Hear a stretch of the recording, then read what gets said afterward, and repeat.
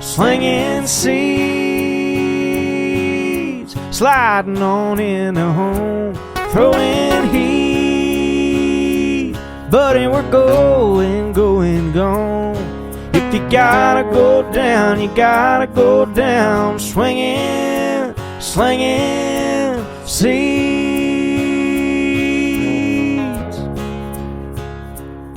It's America's favorite pastime. Come on, let's have a good time, slinging seeds.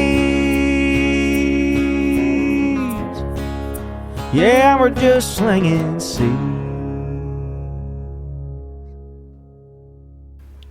Hey everybody, welcome to another week of Slingin' Seeds. I'm your host, Kyle Evans, and this week we're going to be doing something a little bit different by going back and looking at the memories. When we started this, we explained everything that we wanted to set out to do in our first episode, and here's a clip from that episode. What we want to bring to you is the opportunity to learn what it takes to be developed. We're also going to really focus on the recruiting aspect for your high school athlete. Talk to great guests who can tell us about their story and how they reach the highest levels of the game, and focus on development with instructors and what your athlete should be doing going forward.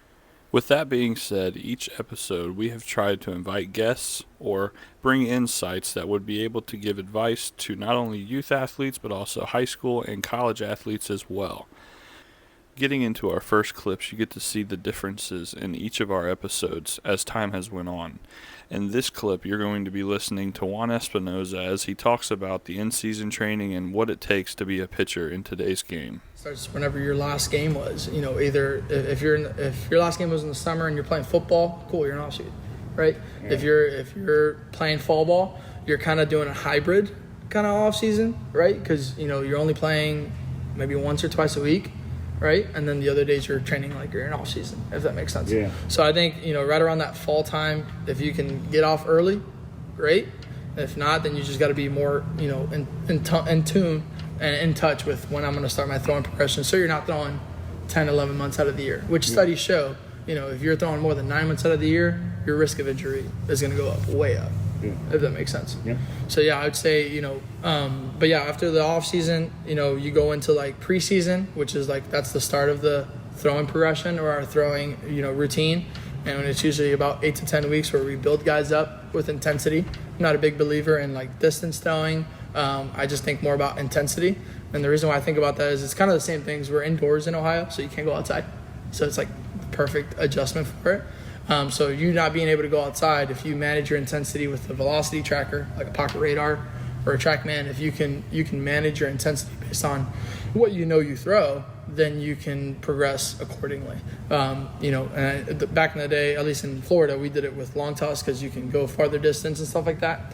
I think my only issue with that is it's not velocity wise. You can throw, 90 feet, at max velocity, or you can throw at like minimum velocity. So what's the best way to track that? I think you use intensity.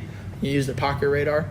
So that's what we do. We start increasing the intensity, and we treat the arm just like any other muscle. Like if I just decided I want to run a mile today and haven't ran in a year, like I'm going to be hurt. I'm going to get hurt. Right. My legs I'm going to have shin splints for 2 months. And it's going to suck. So we treat the arm the same way. It's a muscle. It's more tendon focused, but we can get into that if we want to. But we treat it like a muscle. We got to progress it and overload it slowly, and then we start going off the mound those last 4 weeks, and we get ready for the season from there. And then from there, you got the in-season program, which pretty much guys are in season from end of February, through pretty much the year. Summer Team Sabi, it's very similar to, the summer development program in the sense that you're getting those in-season reps that you're probably not going to be doing on your own, right? I think one of the things, especially with the college guys that are, coming back now, a lot of those guys that have trained with us in the summer in the past, when they go to college, they know what to expect. They know how to be able to maintain their bodies in season. If you've never been exposed to that, and if you don't know how to do that, then what we do here with a lot of our guys that come train with us is they know what they should be doing, whether it's in season, off season, how to properly assess where their body is and how to properly decide, okay, what kind of lift should I be doing today? Yeah, I'm sore. I just played Thursday, Friday, Saturday, Sunday. cool, I'll see you on Tuesday, and we got to get back into lifting and training, if that makes sense. One of the best things about, the summer team training is, you know, it sucks to train on your own. It's not fun. So when you come train, with your teammates and your buddies, that's always going to help. Building that culture with guys, knowing that they're not only there training for themselves, but they're also showing up to a team practice.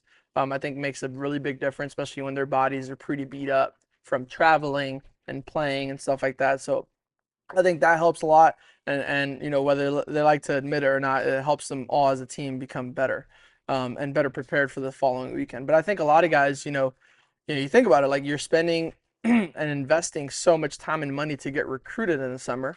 You're trying to show, a complete product. You're trying to show a product that's refined, a product that that looks good, that can be you know sold to a college team. You know what I mean? You're looking for a scholarship when you're playing in the summer. So if you're not prepared physically to be able to show what you can show, or show what you showed, in February, right? When those college coaches come out, they don't really care what you have been doing or not. They just care about, okay, where's your velocity at, and how did you pitch? How did you hold yourself accountable, whether you pitch good or bad? Kind of like with things that we teach. Some very memorable advice from our instructor, Juan Espinoza. And speaking of instructors, not only do the athletes help the building run, but our instructors do the same. Here's some clips from our instructors and what they've shared on the show this season thus far. In 2006, 2007, I was just going to be another summer baseball coach and do it part-time and work at the Cleveland Clinic. And then I got with Neil French. Neil played in the Yankees organization. He went to St. Ignatius High School, where I was coaching part-time. And he had this model, this vision for a summer organization that included this off-season piece that was, he really wanted to model it after like a professional organization. So, at a professional organization, you don't go to spring training and, the A team or the A ball team plays over here and the double A team's over here. It's not like that. It's all together. And even in high school, you don't really have like the JV team practices by themselves, and varsity, they do something totally different. It's a program. Same thing in college. So we really wanted to create that kind of environment where all the players in our organization are training together with our best hitting coaches and, our best pitching coaches and our performance guy. And so we put together this program. He really put it together, and then I kind of ran it for him. But we had a defensive night, we had a hitting night, we had an organizational day, we had speed and performance and all that. And so we put it all together, and it ran really well. And then the summertime, we'd try to travel together and play in similar events, because we want all the players in our program to feel like they're a part of the program, and they're not, if they're on the 16U Evans team, or 17U Reeser or whatever, they're not isolated by themselves. They're a part of a program. So when we installed it here, I really love the fact that, we've got freshmen that have become, formed these really good relationships with juniors, guys that have graduated and they come back in the wintertime. Like, those guys know the sophomores, they work together, they help each other, they care about each other. And we just get a lot of work done. Yeah, so obviously, yeah, so we do a ton of work, and like you said, it's a program. It's not one team, So I've said a long time that, we're not here to win summer baseball games. That's not our interest, right? Tell us a little bit about how you want to build the schedule, how we do that to try to help our athletes maximize their potential. Yeah, I like that we really have a 12-month season. We don't have a summer season. We're not a summer team. It starts in the fall, and we try to build. Over the last couple of years, we've done a good job of trying to maximize our fall schedule so that we are giving kids an opportunity to, if you're an NAIA guy, if you're a JUCO guy, if you're a D2 guy, we'll go to different campuses and give kids an opportunity to play in front of those coaches, against really good competition. So it all starts out there. And then we'll go right into October, right? October, we start our player development program, which is, Sunday mornings, we'll come out here and go 6 a.m. to noon or whatever it is now. Hour and a half slots, positional workouts, hitting. And then you have hitting one night a week, and then you've got top velocity. So, and then now you've got Sam with performance, but it's all geared towards, maximizing everything you need to work on in the off season. What I've noticed is when we play a really challenging fall schedule, and again, our fall schedule is not built to, like you said, we're not trying to win tournaments. We don't really play tournaments. We'll play one or two. Yeah. But really, it's round robins. It's, we want to maximize competition. What happens is these kids, especially if they're new to the program, it's kind of a wake up call. It's like, if we go 500 in the fall, that's pretty good. Yep. Right. Because we're seeing, best of the best in the Midwest all the time, every game. And sometimes we'll see it multiple times. I feel like we play the Pittsburgh Spikes every weekend, Yeah, every time I look up Game Changer, that's who you guys are playing. Yeah. Release out of Cleveland and Beaver Valley and Wow Factor, something, I don't know, that, really good teams out there. And the West Virginia event is really good. People will say, well, why are you going to West Virginia and play games when, it's D1 and they're not even recruiting your guys? It's not about that.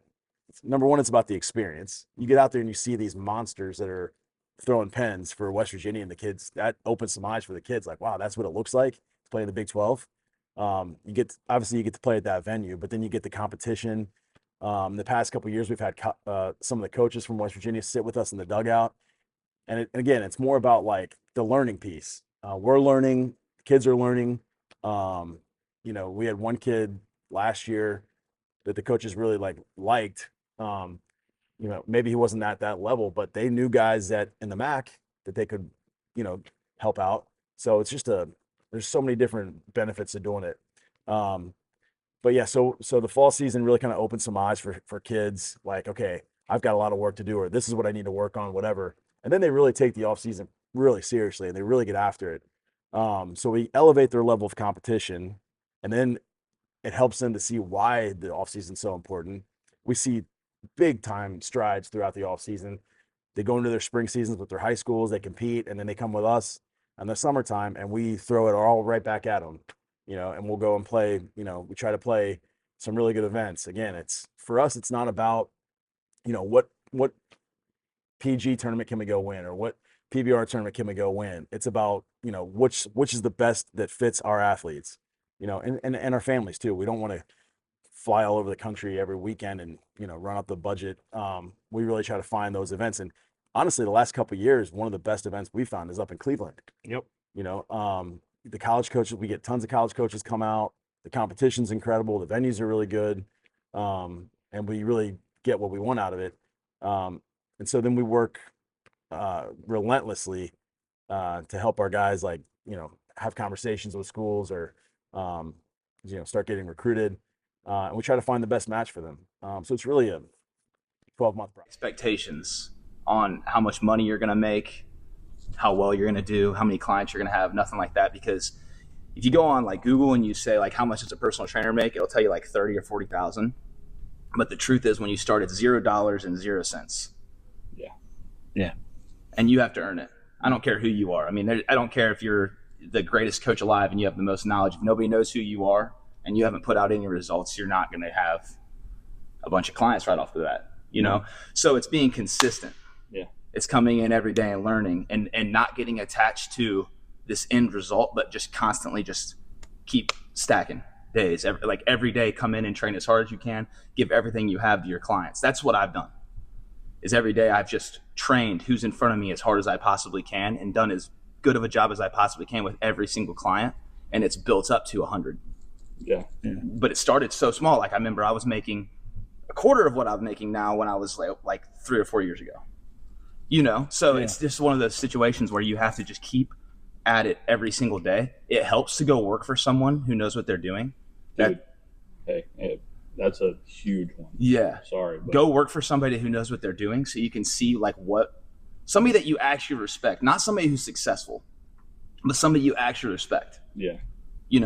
I mean, that wasn't even a choice that I made. But I'm just kind of leveling with you here because I'm still early in my trainer's journey.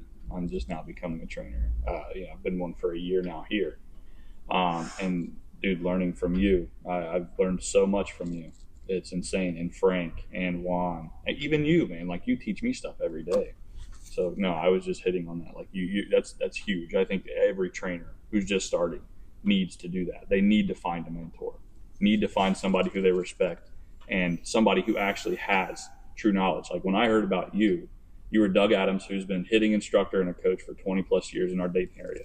I said, if I'm not around this guy, I'm an idiot. I don't care how much money I make. I want to be around this guy. Yeah. And that's just how it worked. Exactly. And that's When you think about baseball, obviously there's coaching, head coaching, Base there's, running. you know, There's all base kinds of running. stuff. So like, where is hitting in that list for you? Well, I would say player relationship is first, right? My relationship with guys like Kent Reeser, Brian Corbett, Tyler Venners, Drake Sauber, Noah Bramble, Braden Trent, Colton Molenkamp, Alec Halter, et cetera, et cetera, et cetera. That's always first for me. That's what I appreciate the most. Yeah. I love the player relationships. I love that they know they can text me. I love that they call me when they're excited. That is first. Probably second is the base running stuff. Okay. I love the base running stuff. Obviously, I'm all in on the momentum stuff, the shuffle leads from Coach Roberts and Tyler Rico and Mason Sherrill doing it now at a high level, trying to learn from those guys, right? So that's probably so hitting is the thing that I think I'm probably the best at. You know what I mean? When I studied the game, I love studying hitting. I absolutely love it. There's a bunch of guys that I'll follow. There's a bunch of guys I listen to. I don't believe everything. I like to take little snippets of what I think can help our hitters based on what we're trying to build. Yeah. Which is that right center approach, stay on the baseball, huge front leg stability guy, huge counter rotation guy. Those are the things that I really believe in as a here. Doug is rarely going to tell you what you want to hear, but not because he's being mean. It's because generally in the roles that he plays most of his day, telling you what you want to hear is not going to get you better. And the one thing I met him a long time ago, and he invited me into his world in a mentor scenario, and I have hopefully served him well. I've done my best. I've been dumb enough. I've lived long enough through doing enough dumb stuff that I have grown wise because I'm still breathing. So it gives me some semblance of license. And then he asked for help. That created that mentorship. It's become much more of a friendship. But the whole goal, I believe he told the story back the way I hired him, so on and so forth. The short version is, when I met him, there's a spirit in him. And I was like, that guy's got a purpose, right? And so he and Zach and I all talked about this basically. Yeah, 20 years ago. And the God part was, right? yeah, heck yeah. And the God part was, I had the same dream before I met them in another state, because I'm a hillbilly from Kentucky, right? So when I get up here and we all meet, we all have the same vision. And so we walk the walk together. And I hire him at Alcor for this. It's just the first step, right? You got to walk the walk. So they get like one stimulus. They're doing the same thing over and over again. And same thing with baseball players.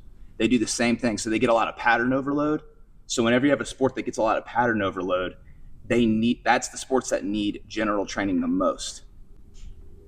Does that make sense? Yeah, completely. Yeah. Because you need to fill the other buckets. Well, it's like golf, right? Yes. Yeah, huge. Yeah, but you see Tiger, everybody talks about how, and I've kind of changed my mind on this because I've been working with him and Juan.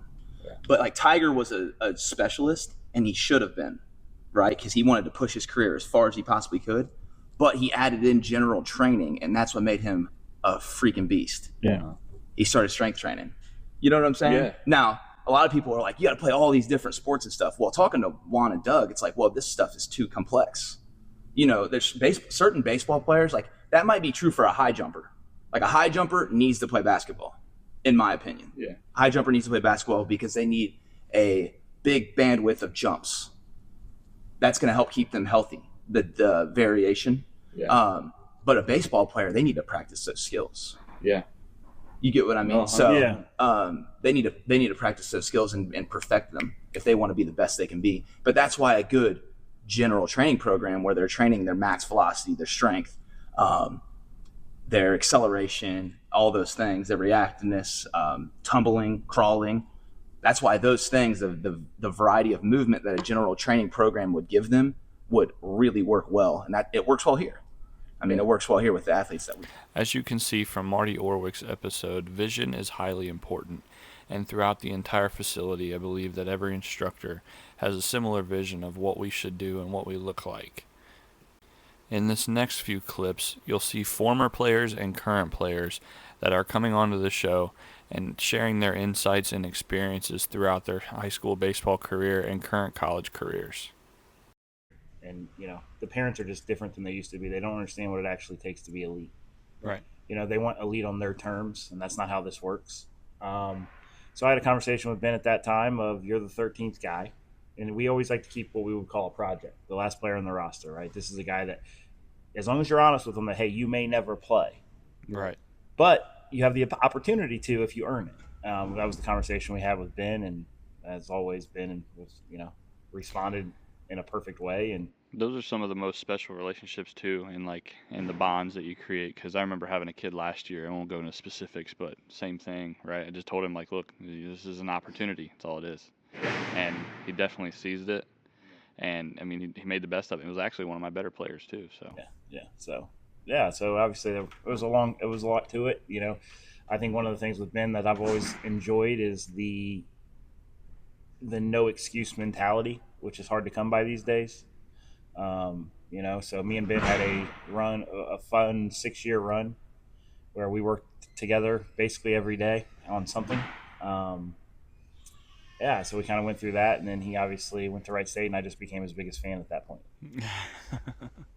Well, tell me some things about your guys' history, some defining moments. It could be either one of you, really, but I don't mind sitting around sharing a few campfire stories with you guys.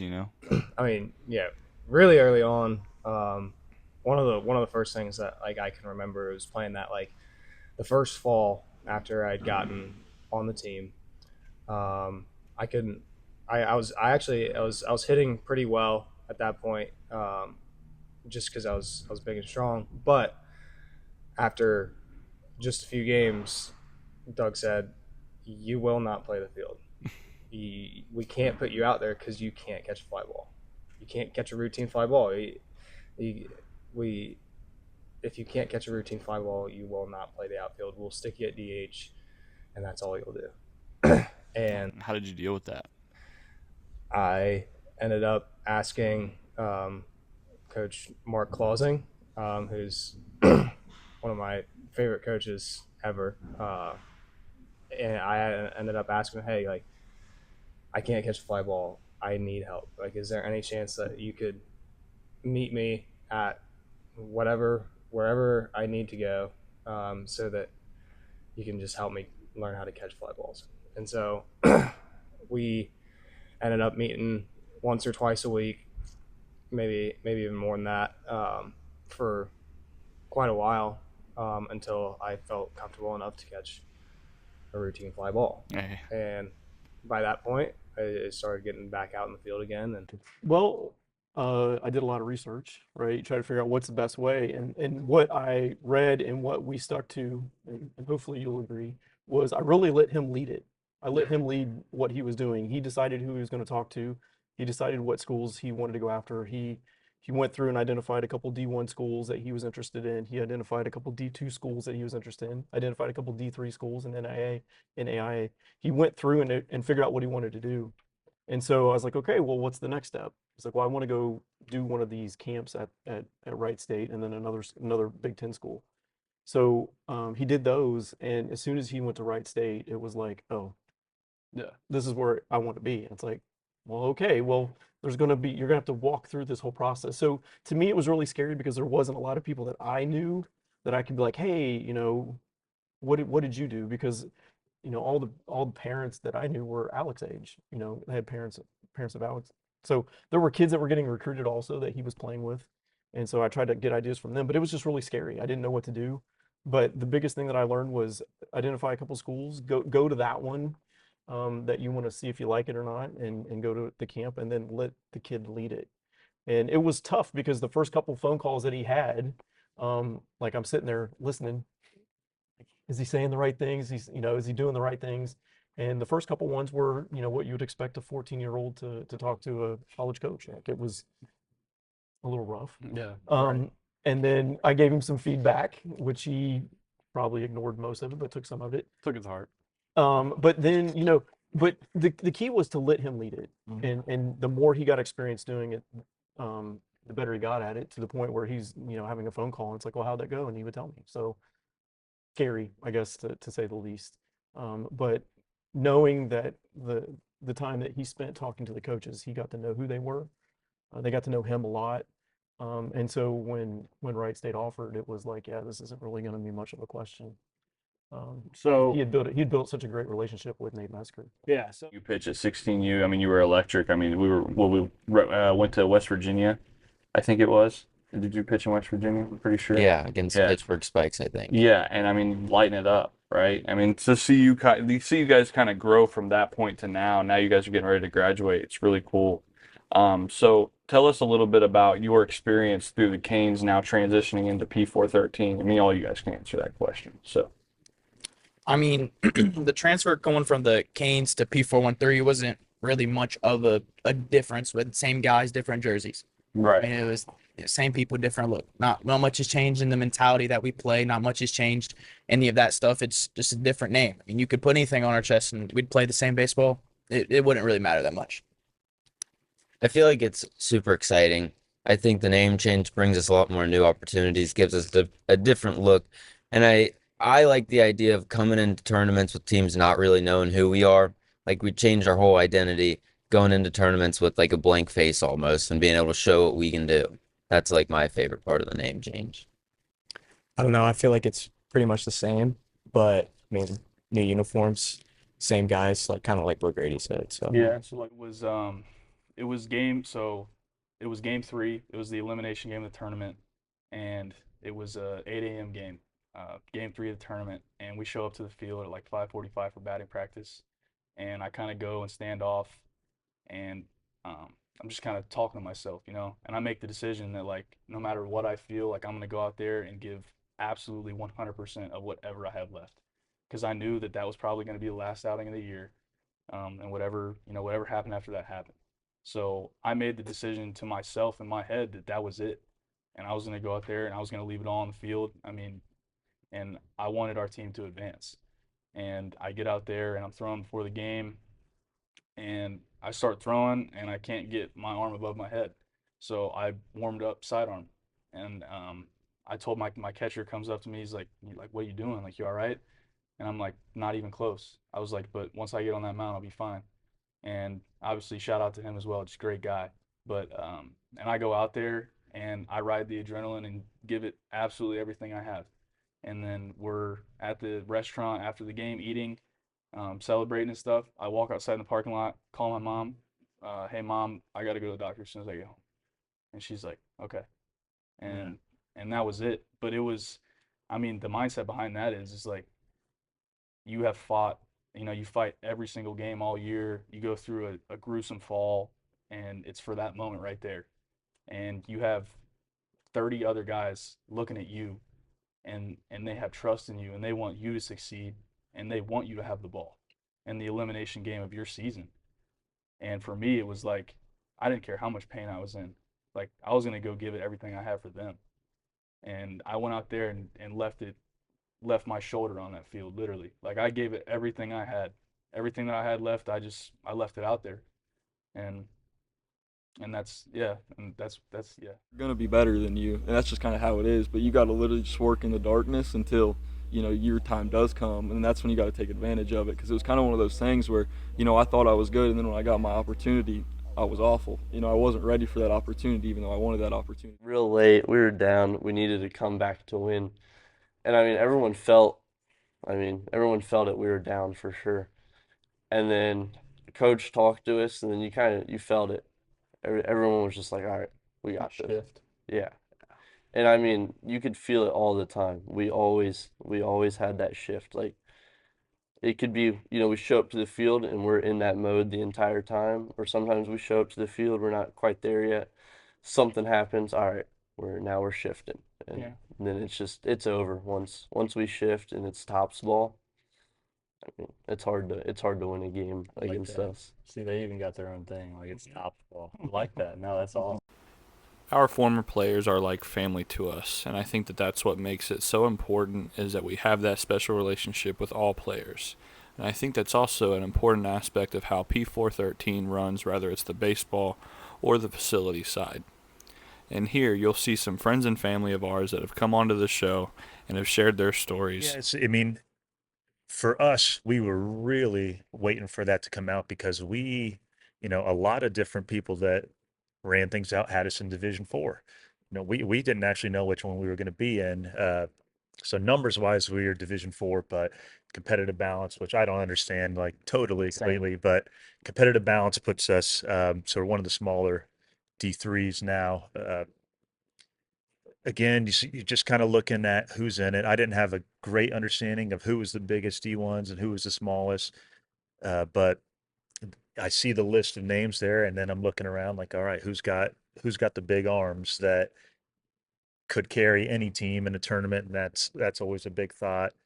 How can I get a higher? Can we still get a higher seed even with all these teams in there and control our destiny? Will teams choose to come after us? Will teams choose to avoid us once that tournament comes around? I think that with different coaches and different teams in there, a lot of things can change, and I really can't predict how it's going to come, but Yeah. I'm excited to see how it turns out. So one of the questions I have next for you, Brandon, obviously you're going to be a week behind the rest of us with that schedule. So how do you lengthen your regular season? Like I'm curious from that, just from because we don't have to worry about that. We still start on the 19th. How do you lengthen your season? How does that work when you start a week later in the tournament? Yeah, I mean, it's definitely going to be interesting, starting later. I think having everything shift back this year has definitely, thrown us for a loop when it comes to scheduling, and especially having that kind of buffer week there at the end for, this typically used for makeup games. I think this year, it having everything pushed back, it impacted our spring trip. So we're still taking our JV and our varsity down to Florida, but we're going to get our 4 scrimmages in down there. So it makes it so that we have to schedule, really 4 additional games up here than we would normally. So I think that kind of helps make it so that we're playing consistent games. We don't have a big gap where we don't have, games or quality competition. So, I think other than that, I mean, we're going to end up playing a couple more weekend games because of that. Like you said back then, I think when we were playing in our division, there was probably 10 teams. Yeah. And when I'm saying 10 teams, it's us going to Troy to Tip to down to Middletown to out to Madison. And, I think one of the best things that we were involved in was the Super League. You had a travel partner. So us and another team would travel to Indiana and we would play double headers against one on Saturday and a different team on Sunday while our travel partner was playing the opposite. That was true select baseball because you would have to travel to be able to go find them. Now I drive 2 minutes from here and I'll find 5 of them. Dougie wants to go back to Super Leagues. Desperate. That was one of the best things for the kids. It was the best things for the player, for the programs, for the teams. It was the best thing financially. I mean, the parents knew that you only had to travel 3 or 4 weekends. It was laid out. It was within 2 hours or whatever the case may have been. And then if you were good enough, you'd go to a World Series. Correct. Right. If you qualified. A true World Series. A true legit qualified World Series, not, some of the stuff that we have now. It's a it's evolved just like everything else. I mean, look at the analytical portion of our game now. It's everything just keeps changing. And that really over the last 10 years has, in my opinion, the evolution of what we turn into now with so many watered down products that come through, it really makes the game a lot different and, like I said earlier, very unrecognizable. Yeah, so I mean, obviously, talk a little bit about the data in the game. Obviously, in our facility, we have TrackMan, we have multiple hit tracks, and the numbers are something with arm care recovery stuff and all these numbers that we have. What do you think is the good of this technology that we have with our players and our organization? All of it is important information that helps players, whatever that kid is. I think honestly, what we do really, really well is it's not a one size fit all.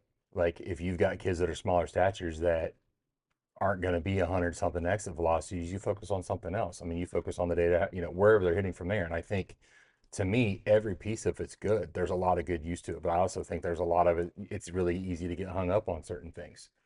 I mean, there's kids that I can watch in here hit 102 in a cage, but when you go out into a game, they don't do it and they don't produce it. And I think it's good and bad, because you get a kid that could get hung up on it and be very, very proud of himself, but then when he goes in the game and doesn't transmit, then it's like, what in the world? What am I doing? Which could also be a downfall to him, in my opinion. So I think the pieces of it are great. There's a lot of really good stuff. As long as you're aligned with people that know how to read it, use it for the right stuff. Don't make it a one size fit all version, because not every kid's the same. I think, honestly, truthfully, back to where we were talking about the evolution for us and where we started, we were extremely successful because when we have a roster of 11 kids, we have 11 different coaching styles. We have the same idea. We have the same program. We have the same end game of what we want to do, but you don't talk to all 11 kids the same way. I don't talk to all 11 kids the same way. And I think that's why we were able to get in this for so long as we did, is we adapted. And it's the same thing we're doing here. I mean, shoot, look what we had from when we first opened this place to where we are right now. We didn't have this stuff. We had ideas of what we wanted to do, but you went to ABCA a couple of times and, hey, came back, this is what's going on. And you went out and did all the research from there. That's kind of going from it. So, and it's going to change again, unfortunately. For sure. But as far as data goes with what we've got, I think it's all great. I think, with the TrackMan is kind of the way to go. I think anything that you could get from there, especially on the pitching side of stuff, to, launch angles on the hitting side, it is incredibly valuable bits of materials for all of our athletes, as long as it's read correctly. Year, Yeah. and I it was hard for me to let go of the canes themselves, and what the canes represented, and I'd grown to love who the canes were and what we represented. But I also, and one of the beautiful things about being on the inside is I got to know why. And so one of the things that I love about the P413 is the extra things that the players get because they're part of P413 that they weren't allowed to get as a nonprofit with the Canes. And so, the opportunity for instructions at a reduced price or just part of the fee, and it's not a team, but it's an organizational thing when it comes to training. So Sunday mornings where we're doing, training based off of position and not based off of you're on a team. And so, my expertise is more in outfield play. And so, I get to train every outfielder in the P413 days. And so how that's organized, and Frank is an amazing infield coach. And so him and Tyler get to work on all the infielders, including my guys that I can't teach as well. And Doug and Brian get to work with hitting, and Kent's my outfield guy with me, and we have catchers and structures and all that stuff. And so one of the things that I like is that those guys get that, and then they get Juan with Top V, and all that goes with that. And so you get all the details, the best of the instructors out there for everybody in the organization, and then you get to do it. Have our first baseman go to second, because that's a play that consistently could happen. And I remember in that game, we got off to a real bad start. We were down like 7-0, and you walked by the dugout, and we had maybe scored a run or two, and you came by the dugout and you said, "Hey, I got to go. It's great to see you. You guys are going to win this game, by the way," and laughed, and you walked away. And we did. We came back and won the game 13-11, which amazed me that you could call that. But you see the game as good as anyone. So when you see these coaches out here, what advice would you give to these coaching staffs? Or that head coach that really does care, really is passionate. What advice would you give to him to be successful? Well, I think what helped me a lot was I would have a booklet. Every Friday, the player would go to the tab in my booklet. There'd be 3 questions. How was your week? When you tried this, how did this turn out? When you did that, how did that turn out? And what helped, I think, is that if I'm here talking to my player, I'm a man, I'm a big man, and although he's a young man, I'm still intimidating. and you're not going to get that honest answer. When you have a situation like that, he can feel free to put his answers down. I'll give you a quick example. It was my Rawlings program, and I had just a great young man, went to Lakota West, played for Bill down there, and his name was John Oliver. And he put down in there, he said, we called him Ollie. So he put down there, I wish you'd have stayed with me. I had this game under control. I read it, gave it a few minutes. I thought, how am I going to address this? So I held, pitchers they didn't hit. They're just in the outfield shagging balls. We hope they don't cleat themselves, you know what I mean? And I said, hey, Ollie, come here a minute. And he went and he saw I had, oh, coach, I'm sorry. I said, let me show you something. Okay. I said, here's where you were in that game. The next two guys,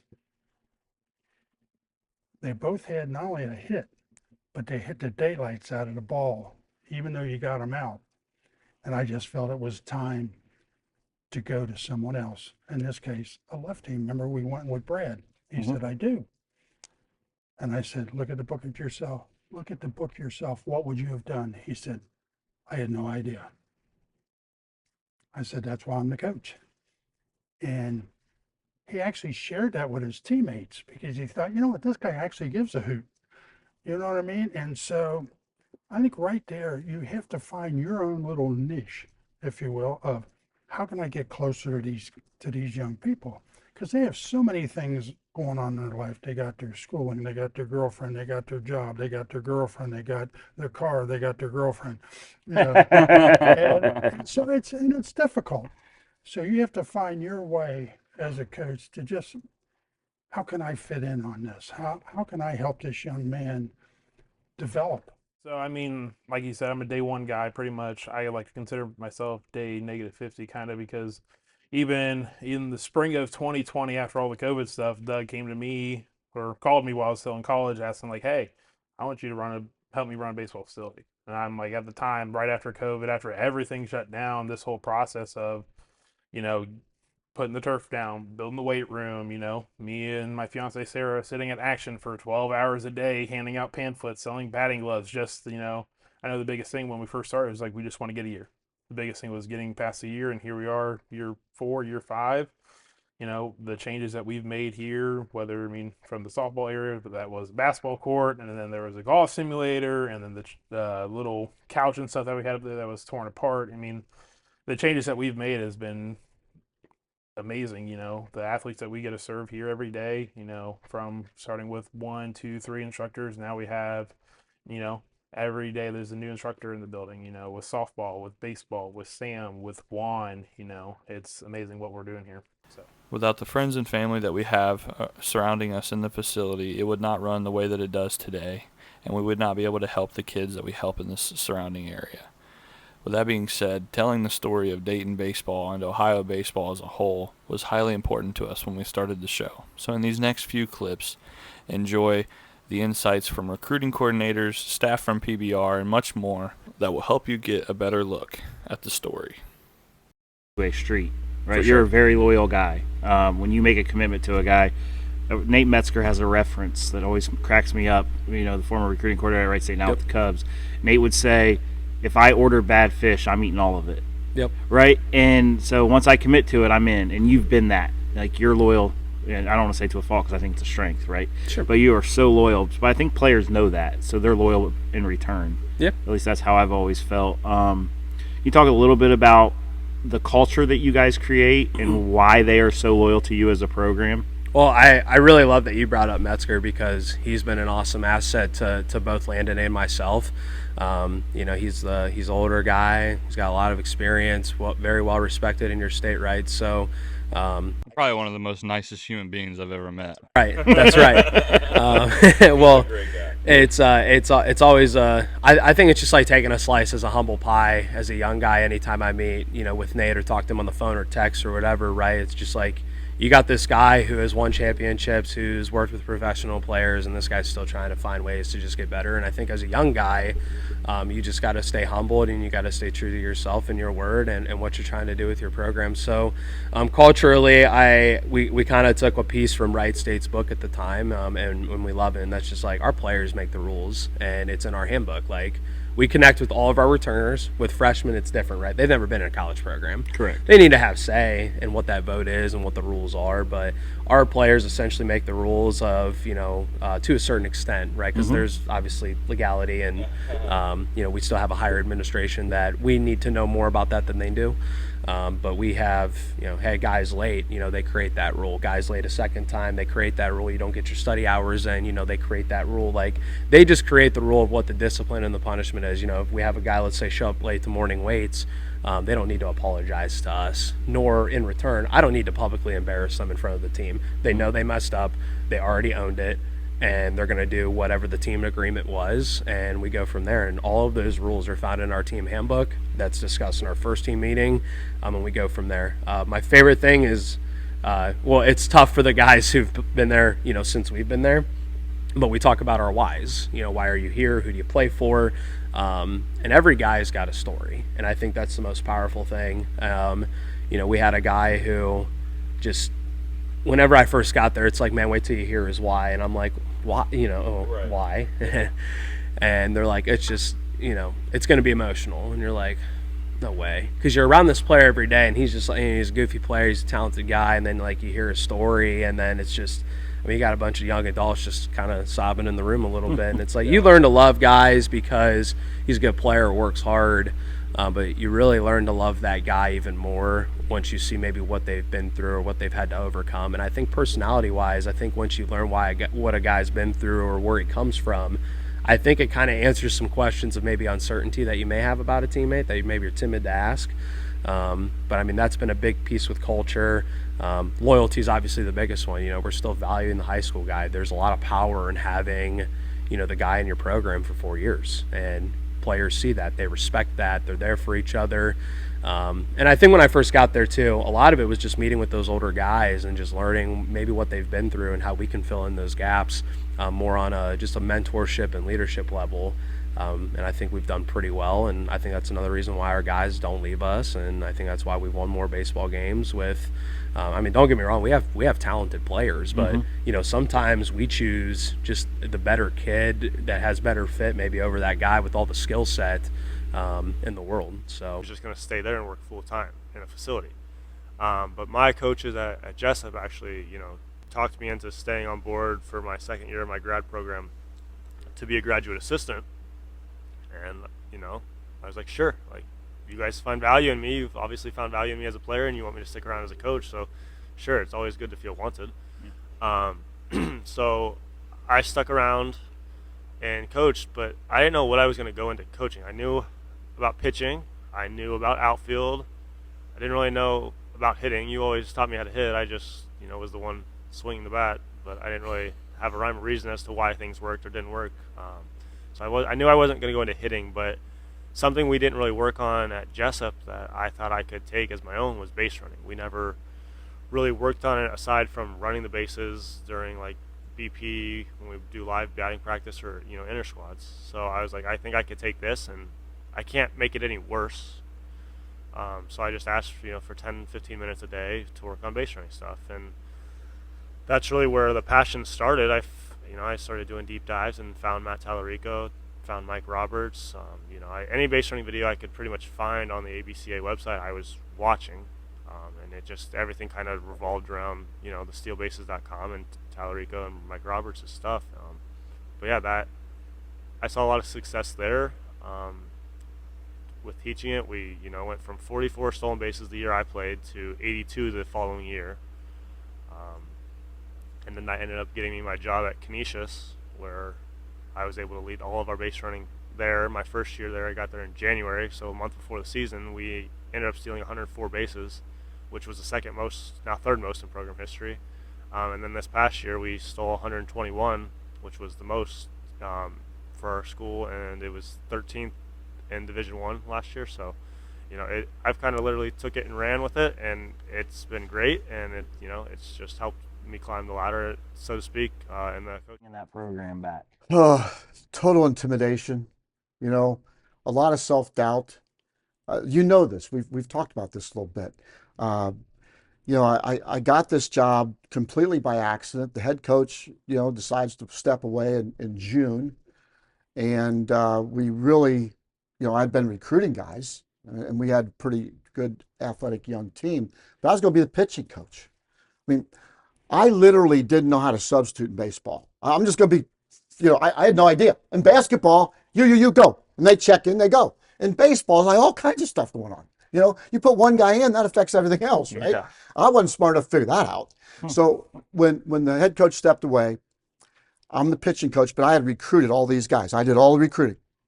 And so the AD comes to me and says, Mark, we want you to be our head coach. I said quickly, blank, no. There's no way I'm doing this, right? And then he said, well, could you just meet with the team? So I said, yeah, I'd be glad to talk to him. So I sat down with the team, and I told them, that, look, I'm a basketball coach. I coach pitchers. I can get between guys' ears, and help pitchers, but I'm not a baseball coach. I will lose you games. I literally told him that. I will lose you games. Okay? Jake Lang from Edgewood says, that's right, coach. We'll lose you games too. Oh. That's why I saw I'm a baseball coach. Wow. And we've built an amazing culture. I mean, one of my best friends, Kelvin Sampson, and what he's done at Houston, just lost the national championship game. But got to the national championship game. Let's put it that way. Got to the national championship game. And, he and I are cut from a very similar cloth. I think we came up together as coaches. I also was on his staff, coached against him, coached with him. And culture is huge to us. And I'm the keeper of the culture. I'm the least important guy in the dugout during a game. Everybody else makes plays. I got position coaches that do what they do. But when it comes to culture, I own that. And we're going to do it my way. I mean, there's no negotiation. Yeah. We're gonna lose my way. Yeah. Period. And I'm gonna lose with guys I like. Yeah. And so we've been very fortunate. As you mentioned, went 16-16, which is the first 500 season in 25 years, which shows you how crappy we were. 25, 16-16 first time in 25 years. Yeah. And we're 10-5 right now. We got 11 huge games coming up, which is going to prove whether or not if we make the national tournament our second year or not. But right now, we're right there. I just kind of want you to tell us a little bit about your start in baseball, how you fell in love with it, and how that's progressed over time. Well, I would have to go all the way back to building a field, and not everybody knows this, but my dad owned a couple grain elevators. He was in farming. People ask me, why didn't you go, the farming route? I'm like, that was way too much like real work, and just the hours and the manual labor, and so we had some land that we actually built. My brother, my dad, my two grandpas. So it was a really cool, looking back, and both of my grandfathers are now gone, and just looking back at that time that we literally built a field of dreams prior to, I think it was like 1980, I want to say 1985, where I would have been 13. I'm gonna give you my age now, but I would have been like 13. My brother was 4 years younger, and we built this field, and so many memories where kids on Fridays, a lot of times we would have the several 20 players or friends get off the bus at our house, and we just go play. Right, it was our sandlot, it was our field of dreams, and I think the movie was 89, so that's where like 5 or 6 years maybe prior to the movie, we had our own field, and just that's where it all started. And my dad was never he always supported my brother and I in regard to what we wanted to do athletically. And my dad, if you brought my dad on, I think a lot of times it's lineage. You get your Damon Dews, right? His dad Trent was a great, has been a great high school coach at Vandalia Butler, and so it's like, oh, you're just carrying it on. And my dad had no baseball knowledge, or still to this day, like, doesn't really know the game, but supported my brother and I, and just gave us the opportunity, and was never pushy, like, hey, I want you to follow my footsteps. And so I think then, through high school, travel ball stuff, which was different. We're playing, back at that time we're playing Legion ball, right? And in the summer, and there wasn't the travel ball wasn't what it is now. But and then into college, and when I got to college, Greenville College, Ish Smith, Dave Altop, those two guys, ABCA Hall of Famers, and guys that were really influential and instrumental in terms of, like, hey, you can make baseball a career, whether it's coaching or, Ish was the president of international baseball. Probably, if there's one guy that's more responsible than anybody else for baseball becoming an Olympics. It seems you're a guy who wears a lot of hats, with Alpha, with Mason, and now PBR.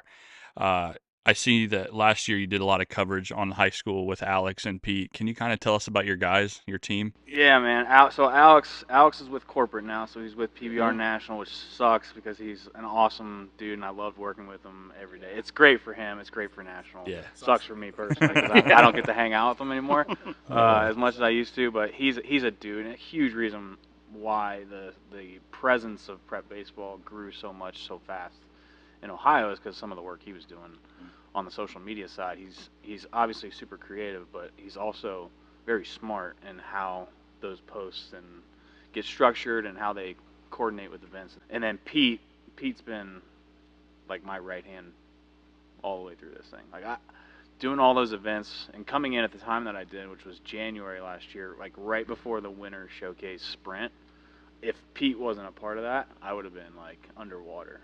Just trying to figure out how those events run and making sure people were in the right spot at the right time.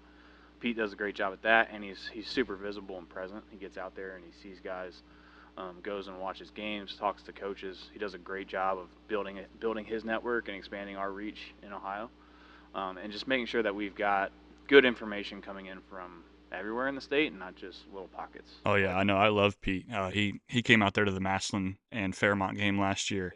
I think you were in Nashville at the time, and he was super humble, great guy to be around. Really, really informative. Got a lot of good video.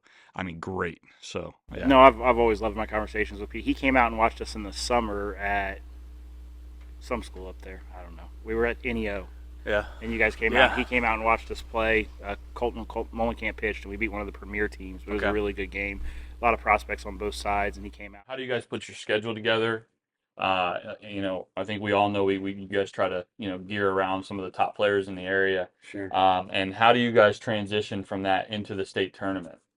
Yeah, so for me, last year was a little bit different.